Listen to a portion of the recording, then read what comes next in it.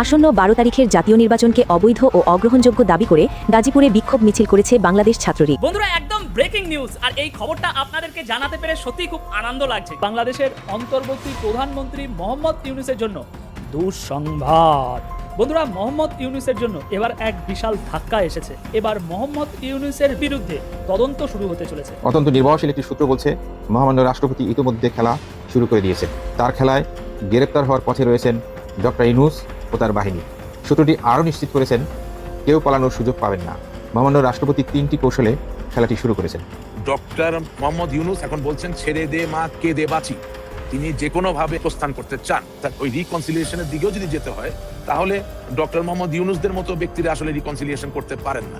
আসিফ মাহমুদ নতুন করে মাস্তানি শুরু করেছে। এখন আসিফ মাহমুদ সে গুলশানে চাঁদাবাজি করতে গিয়েছে, সেখানে কয়েকজন 5-6 জন গ্রেফতার করেছে। সেটা সিসি ক্যামেরা ফুটেজ দেখা গেছে। সিসি ক্যামেরা ফুটেজে এখন ধরা খায়। দর্শক, বিদ্যমান রাজনৈতিক প্রেক্ষাপট নিয়ে আরেকটি নতুন নিউজ নিয়ে আপনাদের সামনে হাজির হয়েছি। দর্শক, যার বিশেষ অংশ ইতিমধ্যেই আপনারা দেখেছেন, দেখে বুঝতে পেরেছেন ভিডিওটি কতটা গুরুত্বপূর্ণ হতে চলেছে। তাই দর্শক, না টেনে সম্পূর্ণ ভিডিওটি দেখার অনুরোধ রইল। যারা এখনও চ্যানেলটি সাবস্ক্রাইব করেননি তারা অতি দ্রুত চ্যানেলটি সাবস্ক্রাইব করে পাশে থাকা বেল আইকনটি বাজিয়ে দিন। চলুন দর্শক, কথা না বাড়িয়ে ভিডিওর অংশগুলো দেখে আসি। আসন্ন 12 তারিখের জাতীয় নির্বাচনকে অবৈধ ও অগ্রহণযোগ্য দাবি করে গাজীপুরে বিক্ষোভ মিছিল করেছে বাংলাদেশ ছাত্রলীগ। গাজীপুর জেলা শাখা থেকে দুপুরে শহরের গুরুত্বপূর্ণ সড়ক প্রদক্ষিণ করে এ বিক্ষোভ মিছিল অনুষ্ঠিত হয়। তার চাইতেও বড় ব্যাপার, নির্বাচনকে সামনে রেখে আওয়ামী লীগ রাজনীতির ময়দানে এত বৃহত্তরভাবে বিক্ষোভ মিছিল সংগঠিত করে ফেলেছে, যার কারণে নির্বাচন কমিশনকে পড়তে হতে পারে বিরাট ঝামেলায়। বিক্ষোভ মিছিল থেকে নেতাকর্মীরা দাবি করেন, একটি গণতান্ত্রিক দেশে অবশ্যই গণতান্ত্রিক ও অংশগ্রহণমূলক নির্বাচন অনুষ্ঠিত হতে হবে। অথচ দেশের বৃহত্তম রাজনৈতিক দল আওয়ামী লীগকে বাদ দিয়ে যে নির্বাচন আয়োজন করা হচ্ছে তা কখনোই অবাধ, সুষ্ঠু ও গ্রহণযোগ্য হতে পারে না। ইলেকশন করতে গেলে এটা কোনো ইলেকশন হবে না, যে ইলেকশনের জন্য আমরা শেখ হাসিনাকে বেশিরভাগ বলি। মিছিল চলাকালে ছাত্রলীগ নেতারা বলেন, আওয়ামী লীগকে বাইরে রেখে যে নির্বাচন করা হচ্ছে সেটি জনগণের নির্বাচন নয়। এ ধরনের নির্বাচন জাতির সঙ্গে প্রতারণার শামিল। আমরা এই নির্বাচন প্রত্যাখ্যান করছি এবং বয়কটের ঘোষণা দিচ্ছি। হাসিনা যদি নির্বাচন করে ইন্ডিয়া বইয়া 200 আসন পাইবে, 200 হাল করতে পারে হাসিনা কে ফার্স্ট প্রচারও লাগতো না, মানুষ জানবো প্রতীক পাইনি। বিক্ষোভকারীরা আরও অভিযোগ করেন, বর্তমান নির্বাচন প্রক্রিয়া গণতন্ত্রের মৌলিক নীতির পরিপন্থী এবং এর মাধ্যমে দেশের গণতান্ত্রিক ব্যবস্থা প্রশ্নের মুখে পড়ছে। তারা অবিলম্বে সকল রাজনৈতিক দলের অংশগ্রহণে একটি গ্রহণযোগ্য নির্বাচনের পরিবেশ নিশ্চিত করার দাবি জানান। নির্ভরশীল সূত্র বলছে, ফেব্রুয়ারি মাসের 12 তারিখে বাংলাদেশে কোনো নির্বাচন হবে না। এটি অনুষ্ঠিত হবে 2026 সালের জুন মাসে এবং ডক্টর ইউনূসের অধীনে নয়। সূত্র বলছে, মহামান্য রাষ্ট্রপতি শাহাবুদ্দিন চুপ্পু সাহেব যে কোনো মুহূর্তে জাতির উদ্দেশ্যে ভাষণ দিয়ে ডক্টর ইউনূসের সরকারকে অবৈধ ঘোষণা করবেন এবং শেখ হাসিনাকে বাংলাদেশের বৈধ প্রধানমন্ত্রী হিসেবে ঘোষণা দিবেন, এবং সেটি আগামী 21 দিনের মধ্যে যে কোনো দিন, যে কোনো সময়ে। অত্যন্ত নির্ভরশীল একটি সূত্র বলছে, মহামান্য রাষ্ট্রপতি ইতিমধ্যে খেলা শুরু করে দিয়েছেন। তার খেলায় গ্রেপ্তার হওয়ার পথে রয়েছেন ডক্টর ইউনূস ও তার বাহিনী।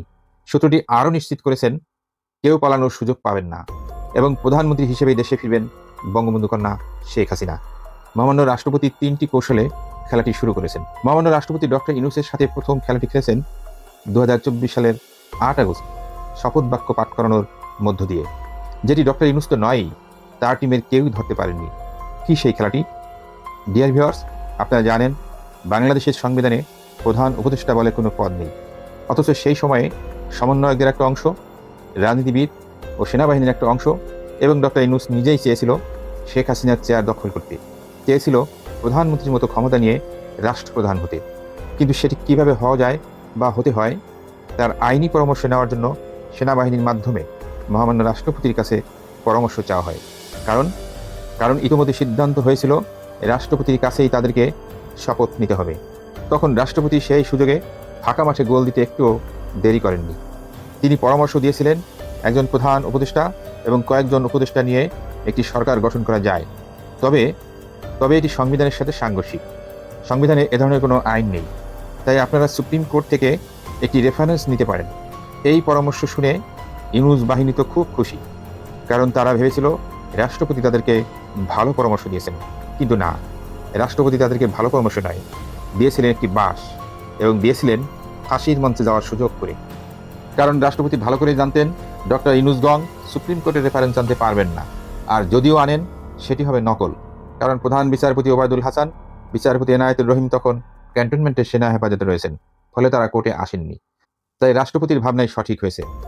ইনুসগং বিচারপতিদের স্বাক্ষর জাল করে সংবিধানের 106 অনুচ্ছেদ অনুযায়ী তারা প্রধান বিচারপতির মাধ্যমে সুপ্রিম কোর্টের পূর্ণাঙ্গ বেঞ্চের মতামতের নকল কপি এনে রাষ্ট্রপতির কাছে হস্তান্তর করেন। মহামান্য রাষ্ট্রপতিকে তখন সবকিছু জেনেও চুপ থাকতে হয়েছিল। পরবর্তীতে সিনিয়র আইনজীবী মহসিন রশিদ সুপ্রিম কোর্টের উক্ত রেফারেন্সটি দেখতে চেয়ে একটি রিট করেন এবং প্রায় 1 বছর পর গত 4 ডিসেম্বর ডক্টর ইউনূসের আইন উপদেষ্টা আসিফ নজরুলের নির্দেশক্রমে প্রধান বিচারপতি সৈয়দ রেফাত আহমেদের নেতৃত্বে 7 বিচারপতির একটি বেঞ্চ অ্যাডভোকেট মহসিন রশিদের রিটটি খারিজ করে দেন এবং রায় দেন ডক্টর ইউনূসের শপথটি বৈধ ছিল। কিন্তু আমাদেরকে মাথায় রাখতে হবে যে রাষ্ট্রপতির অধীনে বিচারপতিগণ কাজ করেন, তাই এই রায়টি যে কোনো মুহূর্তে রাষ্ট্রপতি ক্যান্সেল করে দিতে পারেন। কাজে রাষ্ট্রপতির হাতেই রয়েছে ট্রাম্প কার্ড, তিনি যে কোনো সময়ে সেটি ব্যবহার করবেন বলে নির্ভরশীল সূত্রটি নিশ্চিত করেছেন। আর এই রায়টি বাতিল হলে ইনুসগঙ্গের স্বাক্ষর জালিয়াতির অপরাধে নিশ্চিত বিচারের কাঠগড়ায় দাঁড়াতে হবে। মহামান্য রাষ্ট্রপতির দ্বিতীয় কৌশল। মহামান্য রাষ্ট্রপতির দ্বিতীয় কৌশলটিতে শতভাগ প্রমাণিত হয়েছে যে সংবিধান অনুযায়ী শেখ হাসিনা এখনও বাংলাদেশের বৈধ প্রধানমন্ত্রী। তিনি পালিয়ে যাননি, বরং প্রধানমন্ত্রীর নিরাপত্তা বাহিনী তার নিরাপত্তার স্বার্থে তাকে একটি নিরাপদ জায়গায় রেখে এসেছেন। আবার সময় হলে তারাই তাকে ফিরিয়ে আনবেন। কারণ কি? কারণ মহামান্য রাষ্ট্রপতি 2024 সালের অক্টোবর মাসে দৈনিক মানব জমিন পত্রিকার সম্পাদক মতিউর রহমান চৌধুরীর সাথে বিশেষ সাক্ষাৎকার দিতে গিয়ে বলেছেন, প্রধানমন্ত্রী পদত্যাগ করেছেন, এর দালিলিক কোনো প্রমাণ নেই। তিনি শুনেছেন যে শেখ হাসিনা প্রধানমন্ত্রীর পদ থেকে পদত্যাগ করেছেন, তবে তার কাছে এর কোনো দালিলিক প্রমাণ নেই। তিনি প্রধানমন্ত্রীর পদত্যাগপত্র নিয়ে শব্দবোমা ফাটিয়ে মূলত বিশ্ববাসীর কাছে এই তথ্যটি পৌঁছে দিলেন যে ডক্টর মোহাম্মদ ইউনূস এবং তার সরকার অবৈধ। প্রকৃতপক্ষে শেখ হাসিনাই বাংলাদেশের বৈধ সরকার প্রধান। কারণ সংবিধানের 57 ক অনুচ্ছেদে বলা আছে, প্রধানমন্ত্রীর পদ শূন্য হইবে যদি তিনি কোনো সময় রাষ্ট্রপতির নিকট পদত্যাগপত্র প্রদান করেন। তাহলে প্রধানমন্ত্রী কি রাষ্ট্রপতির নিকট পদত্যাগপত্র প্রদান করেছেন? না, করেননি। রাষ্ট্রপতি কি বলেছেন যে প্রধানমন্ত্রী তার কাছে এসে পদত্যাগপত্র দিয়েছেন? না, বলেননি। তাহলে শেখ হাসিনাই তো বাংলাদেশের প্রধানমন্ত্রী, নাকি ডক্টর ইউনূস প্রধানমন্ত্রী? মহামান্য রাষ্ট্রপতি দ্বিতীয় খেলায় হেরে গেছেন ডক্টর ইউনূস। রাষ্ট্রপতির শব্দবোমায় শতভাগ প্রমাণিত হয়ে গেছে যে ডক্টর ইউনূস অবৈধভাবে রাষ্ট্র চালাচ্ছেন। এটি সংবিধানের 7 ক অনুচ্ছেদ পুরোপুরি লঙ্ঘন করেছেন, আর এর শাস্তি হচ্ছে মৃত্যুদণ্ড। মহামান্য রাষ্ট্রপতি তৃতীয় কৌশল। গণ ও প্রজাতন্ত্রী বাংলাদেশ সরকারের মহামান্য রাষ্ট্রপতি শাহাবুদ্দিন চুপ্পু সাহেব রাষ্ট্রপতি রয়টার্সকে দেওয়া সাক্ষাৎকারে উল্লেখ করেছেন, ডক্টর ইউনূস এবং তার সহকারীদের আচরণে তিনি অপমানিত বোধ করছেন, তাই তিনি রাষ্ট্রপতির পদ থেকে পদত্যাগ করতে চান। তবে যতক্ষণ না পর্যন্ত নির্বাচন হচ্ছে আমার থাকা উচিত। আমি সাংবিধানিকভাবে রাষ্ট্রপতির পদ ধরে রেখেছি বলেই এই পদে আছি।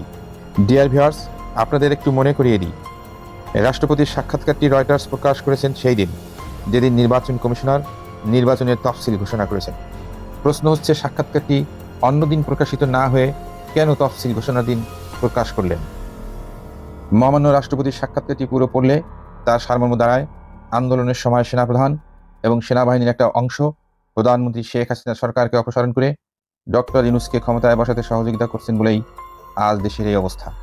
তবে তিনি এই সাক্ষাৎকারটির মধ্যে একবারও কিন্তু বলেননি যে শেখ হাসিনা পদত্যাগ করেছেন। সূত্র বলছে, যেহেতু এখনও সংবিধান বহাল আছে এবং সেই সংবিধানের ক্ষমতা বলে তিনি এই মুহূর্তে বাংলাদেশের সর্বময় ক্ষমতার মালিক, তার অধীনে সেনা, নৌ, বিমান বাহিনী এবং তার অধীনে ডক্টর ইউনূসের অবৈধ সরকার। কাজেই তিনি যে কোনো মুহূর্তে যে কোনো কিছু করবেন বলে একাধিক সূত্র নিশ্চিত করেছে। তিনি কি করবেন কিংবা করতে পারেন সে বিষয়ে একটু পরে আসছি। তার আগে ডিয়ার ভিউয়ার্স, আপনারা একটু গভীরভাবে ভাবুন তো, মহামান্য রাষ্ট্রপতি প্রথমে বলেছেন সংবিধানের 106 অনুচ্ছেদ অনুযায়ী সুপ্রিম কোর্টের রেফারেন্স নিয়ে আসুন। ইউনূসগং রেফারেন্স এনেছেন বটে, কিন্তু প্রধান বিচারপতি সহ অন্যান্য বিচারপতিদের স্বাক্ষর নকল করেছেন। এখানে রাষ্ট্রপতি ইউনূসগঙ্গের পুরোপুরি ধরা খাইয়েছেন। দ্বিতীয়ত, মহামান্য রাষ্ট্রপতি বলেছেন প্রধানমন্ত্রী শেখ হাসিনা পদত্যাগ করেছেন, এর দালিলিক কোনো প্রমাণ তার কাছে নেই। তিনি শুনেছেন যে প্রধানমন্ত্রী পদত্যাগ করেছেন, তার মানে তিনি বিশ্ববাসীকে পরোক্ষভাবে জানিয়ে দিলেন যে শেখ হাসিনা প্রধানমন্ত্রীর পদ থেকে পদত্যাগ করেননি। কাজেই তিনি এখনও সংবিধান অনুযায়ী বাংলাদেশের বৈধ প্রধানমন্ত্রী। তৃতীয়টি হচ্ছে রয়টার্সের কাছে সাক্ষাৎকার দেওয়া, কারণ এ সাক্ষাৎকারের মাধ্যমে বিশ্ববাসীর কাছে নিজের অবস্থান প্রকাশ করা কিংবা ডক্টর ইউনূসের মুখোশ খুলে দিয়েছেন তিনি। রাষ্ট্রপতির সাক্ষাৎকারের পাশাপাশি শেখ হাসিনাও বিশ্বের প্রভাবশালী বেশ কয়েকটি গণমাধ্যমে সাক্ষাৎকার দিয়ে ডক্টর ইউনূসের মুখোশ খুলে দিয়েছেন। কাজেই এই মুহূর্তে বিশ্ববাসী বাংলাদেশ কিংবা প্রধানমন্ত্রী শেখ হাসিনা কিংবা রাষ্ট্রপতি কিংবা ডক্টর মোহাম্মদ ইউনূসের ব্যাপারে সবই জেনে গিয়েছেন। প্রশ্ন হচ্ছে, মহামান্য রাষ্ট্রপতি এখন কি করবেন? নির্ভরশীল সূত্র বলছে, ফেব্রুয়ারি মাসের 12 তারিখে বাংলাদেশে কোনো নির্বাচন হবে না। এটি অনুষ্ঠিত হবে 2026 সালের জুন মাসে এবং ডক্টর ইউনূসের অধীনে নয়। ডক্টর ইউনূস তখন সরকারে থাকবেন না। তিনি তাহলে কোথায় থাকবেন? সূত্র বলছে, মহামান্য রাষ্ট্রপতি শাহাবুদ্দিন চিপ্পু সাহেব যে কোনো মুহূর্তে জাতির উদ্দেশ্যে ভাষণ দিয়ে ডক্টর ইউনূসের সরকারকে অবৈধ ঘোষণা করবেন এবং শেখ হাসিনাকে বাংলাদেশের বৈধ প্রধানমন্ত্রী হিসেবে ঘোষণা দিবেন, এবং সেটি আগামী 21 দিনের মধ্যে যে কোনো দিন যে কোনো সময়ে। পাশাপাশি ব্যবস্থা নেবেন 3 বাহিনীর বিরুদ্ধেও। রাষ্ট্রপতির এ ধরনের অ্যাকশনের মধ্য দিয়ে তিনি তার সাহসিকতার স্বাক্ষর ধরে রাখতে চান। তিনি প্রমাণ করতে চান যে তিনি একজন বীর মুক্তিযোদ্ধা। তার পাশে দাঁড়াবেন বাংলাদেশের মুক্তিযুদ্ধের সপক্ষের সকল শক্তি এবং বাংলাদেশ আওয়ামী লীগ।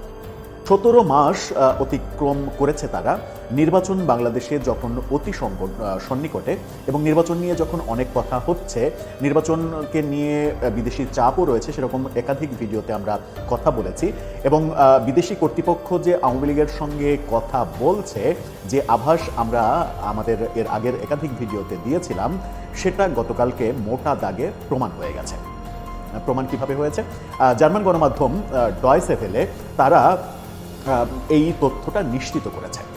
যদিও আয়োজনটা ডয়েচে ভেলের ছিল না, আয়োজনটা আওয়ামী লীগের ছিল, কিন্তু ডয়েচে ভেলে এই খবরটা নিশ্চিত করেছে যে গতকালকে দিল্লিতে, অর্থাৎ ভারতের রাজধানীতে আওয়ামী লীগ সংবাদ সম্মেলন করেছে। গত 17 মাসে এই প্রথমবারের মতো আওয়ামী লীগ দলীয়ভাবে সংবাদ সম্মেলন করলো এবং সেই সংবাদ সম্মেলনে মূলত কথা বললেন সাবেক পালিয়ে আছেন যিনি ভারতে, মহিবুল হাসান চৌধুরী, সাবেক শিক্ষামন্ত্রী, এবং সাথে সাবেক পররাষ্ট্রমন্ত্রী হাসান মাহমুদও ছিলেন। এরকমটা তথ্য ডয়েচে ভেলে নিশ্চিত করেছে।